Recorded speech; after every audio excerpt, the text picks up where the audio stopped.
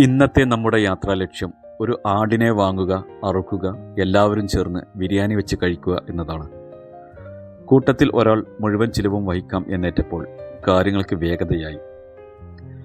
ആളുകളിലെ വൈവിധ്യം പോലെ തന്നെ ആടുകളിലും അടിമുടി വൈവിധ്യങ്ങളേറെയുള്ള ഒട്ടേറെ ഇനങ്ങളുണ്ട്.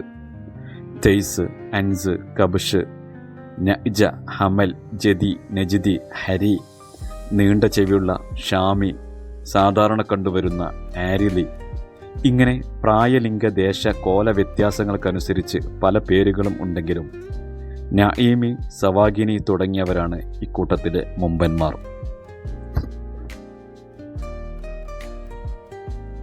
700 സൗദി റിയാൽ മുതൽ 2000 റിയാലിന് ചുവടെയാണ് സാധാരണയായി ദമാം മാർക്കറ്റിലെ ആടിൻ്റെ വില നിലവാരം. ആടിനെ പിടിച്ച് അതിൻ്റെ മുതുക് തൊട്ട് പരിശോധിച്ച് അതിൻ്റെ മാംസഗുണ നിലവാരമൊക്കെ പരിശോധിക്കുന്നത് നസുറുള്ളയാണ്. പുള്ളിക്ക് ഈ വക കാര്യങ്ങളിലൊക്കെ ഒരു പ്രത്യേക സ്കിൽ തന്നെയുണ്ട്. അങ്ങനെ ഒരു കോലാടിനെ പിടികൂടി അവിടെ നിന്ന് തന്നെ അതിനെ ശരിപ്പെടുത്തി. പിന്നീട് ബിരിയാണി വെക്കുവാനുള്ള ഒരുക്കമായി. ഇസ്ലാഹി സെൻറ്റർ ദമാമിൻ്റെ സെക്രട്ടറിയാണ് നസുറുള്ളയെങ്കിലും ഒരു ഓൾറൗണ്ടർ വർക്കറാണ് അദ്ദേഹം തന്നെയാണ് ബിരിയാണി വെക്കുന്നത്.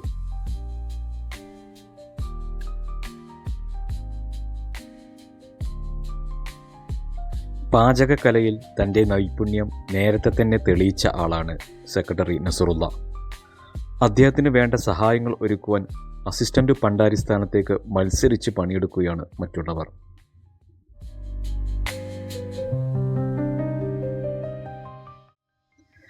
അന്നത്തെ പകലിലെ സൂര്യതാപത്തിൻ്റെ 42 ഡിഗ്രി ചൂടിലേക്ക് ബർണറിൻ്റെ ചൂട് കൂടി ചേർന്നതോടെ മട്ടൻ ബിരിയാണിയുടെ വേവിനൊപ്പം വെന്തുരുകാതെ സ്വന്തം മേനിക്ക് തണലൊരുക്കാൻ ചുമരിൻ്റെ നീലിനെ മറപ്പറ്റിയിട്ടുണ്ടെങ്കിലും അന്തരീക്ഷത്തിലെ ഇമ്യൂണിറ്റിയെ തടുക്കുവാൻ അതൊന്നും ഒരു പരിഹാരമല്ല.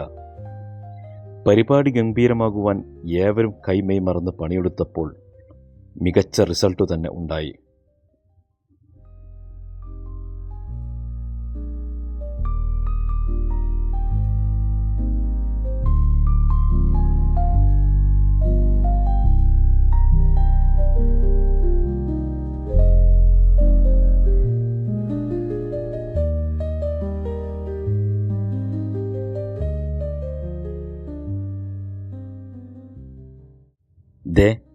ചൊമ്പ് തുറന്നപ്പോൾ ഉള്ള കാഴ്ച ഇങ്ങനെയാണ്.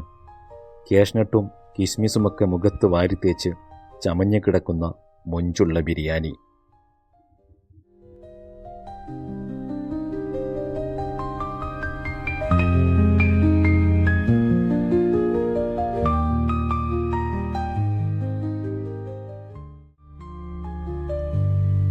മണിക്കൂറുകൾ അധ്വാനിച്ചുണ്ടാക്കിയ ബിരിയാണി ചെമ്പ് അരമണിക്കൂർ കൊണ്ട് കേവലം അലുമിനിയ ചെമ്പായി മാറി.